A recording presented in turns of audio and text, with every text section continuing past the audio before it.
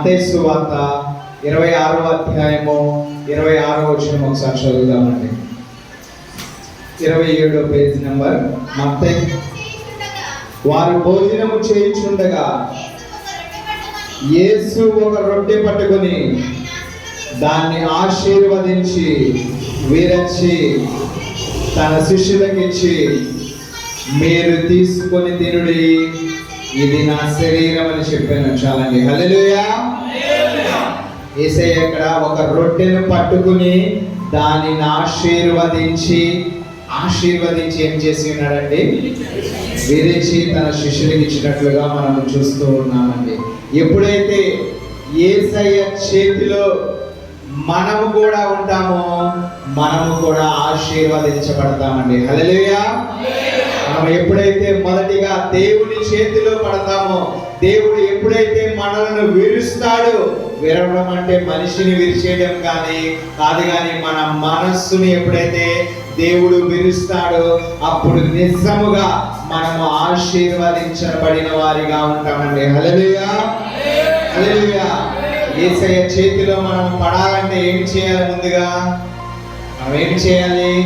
మారు మనసు పొందాలి, దేవునికి ఇష్టమైనవి చేయాలి, ఆయన ఆజ్ఞలను పాటించాలి, ఆయన చెప్పిన వాక్యమును బట్టి నడుచుకుని జీవించిన బిడ్డలుగా ఉన్నట్లయితే ఆయన ఒక రోజు మనల్ని కూడా పట్టుకుంటాడు. ఆ పట్టుకుని ఏమి చేస్తాడంటే ఆశీర్వదించడానికి మనలను విరుస్తాడు. విరిచినప్పుడే నిజమైన ఆశీర్వాదము మన జీవితంలో. మనము కూడా అనేక ఆశీర్వాదాల కోసం ఏమి చేస్తూ ఉంటామంటే పరుగులు తీస్తూ ఉంటాము. సొంత నిర్ణయాలతో, సొంత పనులతో, సొంత క్రియలతో, సొంత ఆలోచనలతో మనం ఏమి చేస్తూ ఉంటామంటే డబ్బు కావలిస్తే మనం పరుగులు తీసుకుని మన శరీరాన్ని విరిచేసుకుని కష్టపడి పని చేస్తూ ఉంటాము. అలాగనే చేస్తూ ఉన్నారు అందరూ. ఇప్పుడు కష్టం మనం చేస్తేనే కదా డబ్బులు మనకు వచ్చేది. మనం ఏమి చేస్తాం? శరీరాన్ని బలముగా పెట్టి, శరీరాన్ని బలమంతా ఉపయోగించి, శరీరమును చెమట కార్చుకుని, శరీరాన్ని కష్టము చేసుకుని సంపాదించే బిడ్డలుగా ఉన్నామండి. ఆ సంపాదన ఎప్పటి వరకు ఉంటుంది? ఎప్పటి వరకు ఉంటుందండి కష్టపడిన సంపాదన? ఆ రోజు, లేదంటే ఆ వారము, లేదంటే ఆ నెల, లేదంటే ఒక సంవత్సరము, లేదంటే నువ్వు కష్టపడి సంపాదించినది 10 సంవత్సరాలు, 5 సంవత్సరాలు, లేదంటే నీవు బ్రతికి ఉన్నంత కాలము మాత్రమే ఉంటుందండి. కానీ యేసయ్య ఒక్కసారి నిన్ను పట్టుకుని వెలిస్తే ఈ భూలోకము మారకపోయినా, అది ఉన్నా లేకపోయినను కూడా ఆయన ఏం చేస్తాడంటే నిత్య జీవములో కూడా నిన్ను ఆశీర్వదించే దేవుడై ఉన్నాడండి. హల్లెలూయా. భూలోకము ఆయన రాకడ ఎప్పుడు వస్తుందో తెలియదు, ఆయన చిత్తం ఎలా ఉన్నదో తెలియదు, నీ ప్రాణం ఎప్పుడైపోతుందో తెలియదు. అప్పటికి మునిపే నీవు ఒక్కసారి ఆయన చేతిలో పడినట్లయితే, ఒక్కసారి విరవబడినట్లయితే నీవు పొందుకునేది యుగ యుగములు ఆశీర్వాదము. అది నిరంతరము నీతో ఉండే ఆశీర్వాదము. అది దేవుని చేతిలో నుంచి వచ్చి ఆశీర్వాదముగా దేవుడు చెప్తున్నాడండి. ఆశీర్వాదమునకు మించినది ఈ లోకంలో ఏది లేదండి. దేవుని చేతిలో నుంచి, ఆయన స్పర్శలో నుంచి, ఆయన హృదయంలో నుంచి, ఆయన చూపులో నుంచి, ఆయన మాటలో నుంచి వచ్చే ఆశీర్వాదము ఈ లోకంలో ఎవరైనా తీసివేయగలరా? ఏ మనుషుడును తీసివేయలేదండి. ఎందుకని అంటే విరవబడుచున్నప్పుడు నువ్వు ఎవరి చేతిలో ఉన్నావు? ఆయన చేతిలో ఉన్నావు. కాబట్టి ఆ ఆశీర్వాదాలు కలకాలం, అనగా నీవు జీవించిన కాలము తర్వాత నిత్య జీవంలోకి వెళ్ళిన తర్వాత కూడా ఆశీర్వాదము నిలబడే ఉంటుందండి. హల్లెలూయా. హల్లెలూయా. లాగున ఉండాలంటే మనము దేవుని చేతిలో పడవలసిన వారిగా ఉన్నామండి. మనము పడాలంటే ఆయన మాట, ఆయన వాక్కు, ఆయన చేసి ఉన్న అన్ని పనులను జ్ఞాపకపరుచుకున్నట్టు మనము కూడా రొట్టెను విరిచి రక్తమును తాగుచున్న సమయంలో ఏమి చేస్తామంటే ప్రతి నెల కూడా జ్ఞాపకము చేసుకుంటున్నాము. ఏమని జ్ఞాపకము చేసుకుంటున్నాము? ప్రతి నెల కూడా మొదటి ఆదివారం చెప్పే మాటలు ఏమని జ్ఞాపకం చేసుకుంటున్నాము? ఆయన శరీరమును ఆయన రక్తమును భుజిస్తున్నప్పుడు త్రాగుచున్నప్పుడు ఆయన మన కొరకు వస్తాడని, ఆయన మన కొరకు చనిపోయాడని, ఆయన మన కొరకు శరీరమును దున్నబడేలాగా మనము మన పాపముల నిమిత్తమై ఆయన నిర్దోషి అయిన పాపము లేనివాడైనను కూడా ఆయన మన కొరకు మరణించి ఉన్నాడు. మన కొరకు రక్తమును కార్చినట్లుగా మనము చూస్తూ ఉన్నామండి. అవన్నిటిని కూడా జ్ఞాపకము చేసుకునే వారిగా ఉండాలండి. హల్లెలూయా. మనుషులుగా మనము విరవబడితే అది మనకు మన కుటుంబానికి ఆశీర్వాదకరముగా ఉంటుంది. అంతకు మించి మనము ఎవరికైనా దేవుని ప్రేమను పంచితే ఆ ప్రేమను బట్టి వారు కూడా ఆశీర్వదించబడుతూ ఉంటారు. కానీ మన నజరేయుడైన యేసుక్రీస్తు వారు వచ్చారు ఈ భూమిలోనికి, ఈ భూమి మీద పుట్టి ఉన్నారు, నివసించి ఉన్నారు. అలాగునే ఆయన కూడా ఒక్కసారి విరవబడితే ఈ లోకమంతయు కూడా రక్షించబడి ఉన్నదండి. హల్లెలూయా, హల్లెలూయా. యేసయ్య ఒక్కసారి విరవబడి ఉన్నాడు శిలువ మీద, ఆ ప్రాణి మీద ఆయన విరవబడినట్లుగా మనము చూస్తున్నామండి.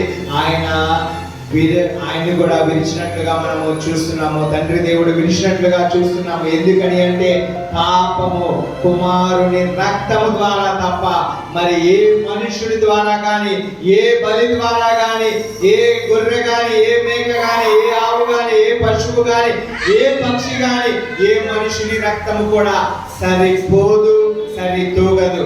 అది పరిశుద్ధుడైన యేసు క్రీస్తు వారి రక్తము తప్ప ఈ లోకములో పాపమును తీయడానికి, శాపమును తీయడానికి మరి ఒక రక్తము ఏది కూడా లేనే లేదు. ఉన్నది అంటే ఆయన పరిశుద్ధుని రక్తము మాత్రమే. హల్లెలూయా, హల్లెలూయా, హల్లెలూయా. మనం చూసినట్లయితే ఇంకను కూడా ఆయన ఏం చేస్తున్నాడంటే, మనము బలలో పాల్గొనిచున్నప్పుడు, బలలో మనము కూడా హృదయము తీసుకుని వచ్చినప్పుడు నీ హృదయము విరవబడాలి, నీ మనస్సు విరవబడాలి, నీ ఆలోచన విరవబడాలి. ఇవేమి విరవబడకుండా విరిచిన ఆయన శరీరమును తీసుకోవాలంటే ఏ ప్రయోజనము లేదు, దానివల్ల ఏ ఉపయోగం లేదండి. అది కేవలము రొట్టెగా ఉంటూ పోతుంది. నీవు ఎప్పుడైతే విరవబడి నీ పాపములను ఒప్పుకొని ఆయన దగ్గర పశ్చాత్తాపము పొంది ఆయన పాదాల చెంత ఉండినప్పుడు నీవు విరవబడిన వాడిగా ఉన్నట్లయితే ఆయన ఏమి చేస్తాడంటే, అమ్మ బిడ్డ అని చెప్పేసి హత్తుకుని ఆయన కౌగులించుకునే దేవుడై ఉన్నాడండి. హల్లెలూయా, హల్లెలూయా. మన తల్లి కౌగిలించుకుంటుంది, మన తల్లిదండ్రులు కౌగిలించుకుంటారు. అలాగనే మన స్నేహితులు, మన భార్యాభర్తలు కానీ, పిల్లలతో కానీ మనందరం కూడా హృదయపూర్తిగా కౌగిలించుకుని ప్రేమపూర్వకముగా అలాగున ఈ లోకములో మనము అలాగున దగ్గరకు తీసుకున్నప్పుడు అది ఆశ కలిగిన ప్రేమే కానీ, లేదంటే ఏదైనా కోరిక కలిగే ప్రేమే కానీ, నిజమైన ప్రేమ, అగాప ప్రేమ అది యేసయ్య మాత్రమే ఇస్తాడండి. హల్లెలూయా, హల్లెలూయా. అనుకోవచ్చు, దేవుడు భార్యాభర్తలను కలిపి ఇచ్చి ఉన్నాడు. భార్య భర్తని ఇచ్చినప్పుడు వారు కూడా ఏక శరీరులుగా ఉంటున్నారు. ఎక్కడ దాకా ఉండగలరు వారు? భర్త కానీ భార్య కానీ ఉన్నంత వరకే వారు ఏక శరీరులుగా ఉన్నట్లు. అంటే భర్త చనిపోయినా భార్య అంతే ఒకరిగానే ఉంటారు. అలాగనే భార్య చనిపోయిన భర్త ఒకరిగానే మిగిలిపోతారు. కానీ ఇద్దరు ఉన్నప్పుడు కూడా వారు ఏక శరీరులే. హల్లెలూయా. మనము కూడా ఏక శరీరులుగా అవ్వడానికి ఈరోజు మనం వచ్చాము. నాతో కాదు, మీతో కాదు, మీ భార్యతో కాదు, మీ భర్తతో కాదు, కానీ నజరేయుడైన యేసు క్రీస్తు వారితో ఒకే అవయవముగా, శరీరములు ఒక్కొక్క భాగముగా మనందరము కూడా ఉండుటకు ఈరోజు ఆయన సన్నిధికి వచ్చి ఉన్నామండి. హల్లెలూయా, హల్లెలూయా. శరీరులుగా దేవుడు మనల్ని సృష్టించి ఉన్నాడు, భార్యను భర్తగా చేసి ఉన్నాడు. అలాగనే మనకు భార్యాభర్తలకు ప్రేమ కొలది పిల్లలను ఇస్తూ ఉన్నారు. అలాగనే కుటుంబమును దేవుడు ఏర్పాటు చేసి ఉన్నాడు. మనందరము కూడా నిత్య జీవములో మనందరము కూడా ఆయన మన కొరకు ఏర్పాటు చేస్తున్న రాజ్యము ఒకటి ఉన్నది, అది పరలోక రాజ్యము. ఆ రాజ్యములో మనందరము ఏక శరీరులుగా ఉండాలంటే నీవు బలలో పాల్గొనిచున్నప్పుడు, ఆయన శరీరమును తీసుకొనిచున్నప్పుడు నీ హృదయము విరవబడితేనే, మొదటిగా నీ హృదయములో పాపములు విరవబడితేనే, నీ హృదయములో శాపములు విరవబడితేనే, నీ హృదయములో ఈ లోకములో ఉన్న ఆశలన్నీ విరవబడితేనే నీకు ఆయన కుటుంబములో చేరే అవకాశాన్ని ఇస్తాడండి. హల్లెలూయా. మరి మీరు ఇస్తామా? ఈరోజు మీరు సిద్ధంగా ఉన్నారా? ప్రతి ఒక్కరి హృదయం విరవాలి ఈరోజు దేవుడు. హల్లెలూయా. చూసినట్లయితే మొదటి కొరింథీయులకు రాసిన పత్రిక 11వ అధ్యాయము 27వ వచనం. కాబట్టి ఎవడు అయోగ్యముగా ప్రభువు యొక్క రొట్టెను తినును, లేక ఆయన పాత్రలోని తాగును, వాడు ప్రభు యొక్క శరీరమును గూర్చి రక్తమును గూర్చి అపరాధి చాలండి. హల్లెలూయా. మీరందరూ కూడా ప్రభు వల్ల తీసుకొనడానికి వచ్చిన వారికి ఈ మాటలు దేవుడు తెలియజేస్తున్నాడు. మరొకసారి, ఎవడైనను కూడా అయోగ్యముగా ప్రభు యొక్క రొట్టెను తినును, లేక ఆయన పాత్రలోనిది తాగును, వాడు ప్రభు యొక్క శరీరమును గూర్చి రక్తమును గూర్చి అపరాధి అగును. మరి మనము విడిచిపెట్టి రావాలి ఆయన సన్నిధికి వచ్చేటప్పుడు.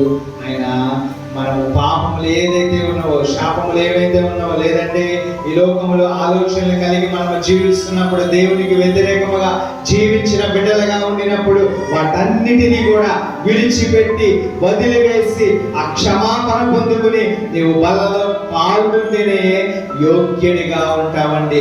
ఎప్పుడైతే విరవబడతావో, విరిచినప్పుడే దేవుడు ఆశీర్వాదాన్ని ఇస్తానని చెబుతున్నాడు. మనము విరవబడకుండా, మన ఆలోచనలు విరవబడకుండా, హృదయము విరవబడకుండా, మనమే సొంతగా నేను చేయగలను, నేను చేస్తాను, నా వల్ల అవుతుంది అని మనం అనుకుంటే దేవుడు ఏం చేస్తాడంటే కొన్నిసార్లు శాపము వచ్చేలాగా దేవుడు మనల్ని విరుస్తాడండి. హల్లెలూయా.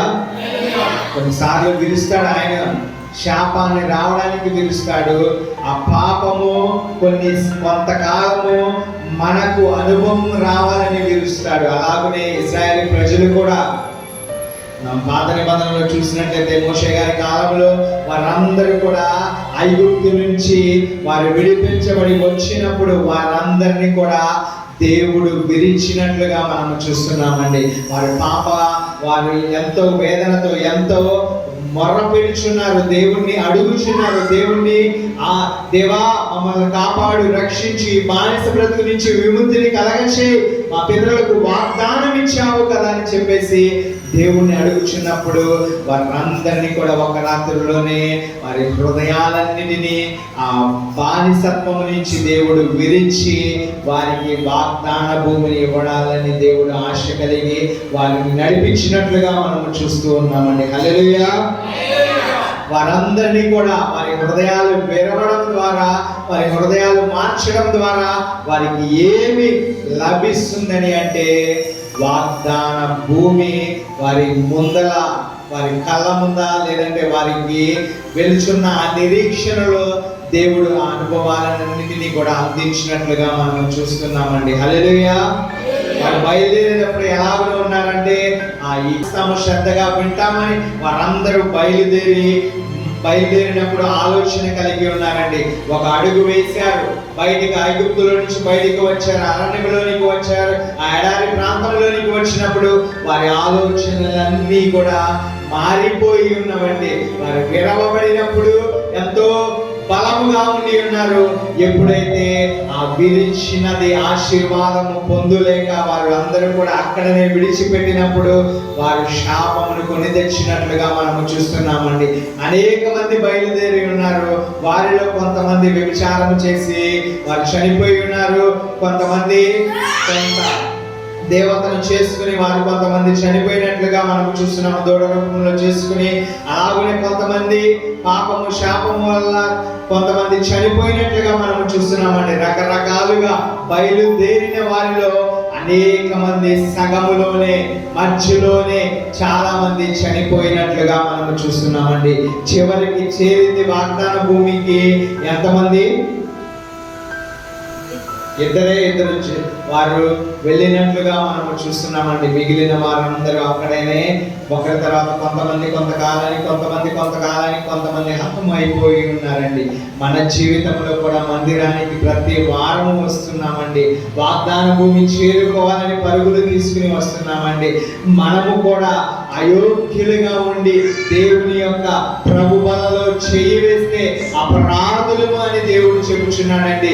మనం ఆయన రాజ్యం చేరాలంటే, వాగ్దాన భూమి చేరాలంటే, కొత్త ఆకాశము కొత్త భూమి చేరాలంటే మనము చేయవలసినది ఏమిటంటే అయోగ్యులుగా ఉండకూడదు అని దేవుడు చెబుతున్నాడండి.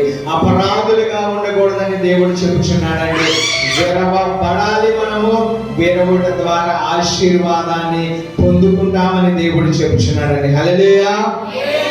అలాగే 31వ వచనం ఒకసారి చదువుదామండి. అదే అధ్యాయంలో 31వ వచనం. అయితే మనలను మనమే విమర్శించుకొని ఎడల తీర్పు పొందకపోదుము. మనము తీర్పు పొందిన ఎడల లోకముతో పాటు మనకు శిక్షావిధి కలుగుకుంటున్నట్లు ప్రభువు చేత శిక్షింపబడుచున్నాము. కాబట్టి నా సహోదరులారా, భోజనము చేయుటకు మీరు కూడి వచ్చినప్పుడు ఒకరినొకరు కనిపెట్టుకొని ఉండుడి. హల్లెలూయా. మనం చూసినట్లయితే మనందరం కూడా బల్లను తీసుకొని ఉన్నప్పుడు వివేచన, అలాగనే యోగ్యత, అలాగనే కనిపెట్టుకుని ఉండాలని దేవుడు చెబుతున్నాడండి. ఎందుకని అంటే మనందరము కూడా ఆయన శరీరమును రక్తమును ఎలాగో భుజిస్తున్నామో, ఒక రొట్టె ఒక ద్రాక్ష రసం అని తీసుకొంచున్నామా? లేదుగా. అది ఆయన శరీరముగా సాదృశ్యముగా ఉన్నది. ఆ యొక్క ద్రాక్షరసం ఆయన రక్తముగా ఉండి ఉన్నదండి. మనము తీసుకునేది మన శరీరము బలము కొరకు కాదు, మన శరీరం ఆరోగ్యము కొరకు కాదు. మనము బలముగా, లేదంటే మనము ఏదో శక్తి వస్తుంది, ఏదో బలము వస్తుందని కాదు, కానీ మనము జ్ఞాపకపరుచుకోవాల్సింది ఏమిటంటే ఇంకను పాపములో ఉండకుండా నిత్య రాజ్యము కొరకు మన కొరకు సిద్ధపరుస్తున్న పరలోక రాజ్యమునకు మార్గమును ఏర్పాటు చేస్తున్నాడు. అది నీలోనికి వస్తే నిత్య జీవమును ఇస్తానని దేవుడు చెబుతున్నాడండి. విరుచుట వలన ఆశీర్వాదము వస్తుంది. ఆ ఆశీర్వాదము ఎక్కడ వరకు ఉండాలంటే నిత్య జీవము వెళ్ళే వరకు ఉండాలని దేవుడు చెబుతున్నాడండి. హల్లెలూయా, హల్లెలూయా. ఆశీర్వదించబడుతున్నావు, లేదంటే మొదటగా విరవబడుచున్నావంటే విరుచుట దేని కొరకు అంటే ఆశీర్వాదము పొందుకున్న కొరకు. నీవు ఆశీర్వాదము దగ్గరికి వచ్చి అక్కడనే ఆగిపోయి ఈ లోకంలో ఆశీర్వాదాల వరకే ఉండిపోతే ప్రయోజనం ఏదీ లేదండి. ఒకటి ఉన్నది, ఆయన శరీరమును ఆయన రక్తమును నీవు జ్ఞాపకము చేసుకుంటేనే తప్ప ఇది నీ కొరకే, మన కొరకే, మనందరి కొరకు బలియాగముగా ఆయన ఆ శిలువ మీద ఆ శరీరమును మన కొరకు ప్రాణము పెట్టి ఉన్నాడు, మన కొరకు రక్తము కాచి ఉన్నాడని జ్ఞాపకము చేసుకోవాల్సిన వారిగా ఉన్నామండి. అందుకనే మనందరము కూడా బలలో పాల్గొనిచున్నప్పుడు మొదటగా విరవబడాలి, ఆ తర్వాత యోగ్యులుగా ఉండాలి, ఆ తర్వాత వివేచన కలిగి ఉండాలి, ఆ తర్వాత కనిపెట్టుకుని ఉండాలి. ఎలాగున కనిపెట్టుకోవాలంటే ఎవరైనా ఆకలి కొని ఉన్నారని దేవుడు ఇక్కడ వాక్యముతో సెలవిచ్చి ఉన్నాడు. ఆకలి కొని ఉండటమే కాదు, కానీ ఏ బలహీనతతో ఉన్నారో, ఏ రోగముతో ఉన్నారో, ఏ బాధతో ఉన్నారో, ఏ కష్టముతో ఉన్నారో వాటన్నిటినీ కూడా నేను కూడా నీ కొరకు ప్రార్థిస్తాను అని చెప్పేసి వారికి సహాయముఖంగా ఉండాలని దేవుడు కోరుకొనిచున్నాడండి. హల్లెలూయా, హల్లెలూయా. కనిపెట్టుకొనడం అంటే కావలిస్తే సహాయం చేసేవారిగా ఉండాలి. నీకు ఉన్న దానిలోనే, నీకు ఉన్నది ఏదైనా కూడా దానిలో తీసి ఇచ్చేలాగా నీవు ఉండాలండి. హల్లెలూయా. అది ఏదైనా కూడా మనము ఇచ్చేవారిగా ఉండాలని దేవుడు కోరుకుంటున్నాడండి. ఆ విధముగా మన సహోదరులు వారు ఆపదలో ఉన్నప్పుడు వారి గురించి కనిపెట్టి ప్రార్థించేవారిగా మనము ఉండాలండి. ఎందుకని మనకు ఎంతగా దేవుడు స్వతంత్రమును అనుగ్రహించి ఉన్నాడంటే, ఎందుకని ఎంత జ్ఞానమును మనకు దేవుడు ఇస్తున్నాడంటే, ఎందుకని ఎంత బలమును మనకు దేవుడు ఇస్తున్నాడంటే, ఎందుకని అంటే మన హృదయము విరవబడిన తర్వాత, నీకు ఆశీర్వాదం ఇచ్చిన తర్వాత, ఆ ఆశీర్వాదము నీలోనే ఉంచుకుంటే ఏ ప్రయోజనము లేదండి. దాన్ని ఇతరులకు పంచి పెడితేనే నీవు నిజముగా ఆశీర్వదించబడినట్లే. హల్లెలూయా.